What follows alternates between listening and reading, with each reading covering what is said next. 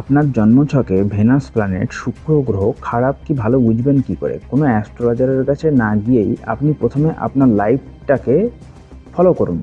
দেখুন, ভেনাস কিন্তু আমাদের রিলেশনশিপের কারক গ্রহ, ঠিক আছে? তো আপনারা যদি ম্যারিড বা আনম্যারিড যাই হন, যদি আনম্যারিড হন তো দেখুন আপনারা রিলেশনশিপে প্রচণ্ড স্ট্রাগল করছেন।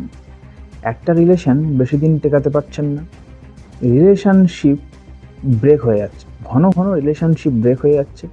সেই রিলেশনশিপে যেমন ইন্টিমেসিও রয়েছে, আবার স্যাডনেসও রয়েছে। আলটিমেটলি আপনারা কিন্তু সেই প্রেম ভালোবাসাতে সাফার করছেন। তো তার মানে আপনারা বুঝুন যে আপনার জন্মছকে ভেনাস প্ল্যানেট শুক্র গ্রহটি কিন্তু খারাপ অবস্থায় রয়েছে, দুর্বলভাবে অবস্থান করছে। এই প্রবলেমটি কিন্তু আপনাদের বিয়ের পরেও ফেস করতে হবে। তো ভেনাস প্ল্যানেটের ঘরোয়া কিছু রেমেডির কথা আমি বলে দিচ্ছি। আপনারা পারলে ডেলি বেসিসে পারফিউম ইউজ করুন। জামা কাপড় অগোছালো রাখবেন না, জামা কাপড় গুছিয়ে রাখার চেষ্টা করুন। নিজের গার্লফ্রেন্ড বা ওয়াইফকে রেসপেক্ট করুন, তাহলে কিন্তু অটোমেটিক্যালি আপনার ভেনাস প্ল্যানেট কিন্তু ভালো হতে শুরু করে দেবে।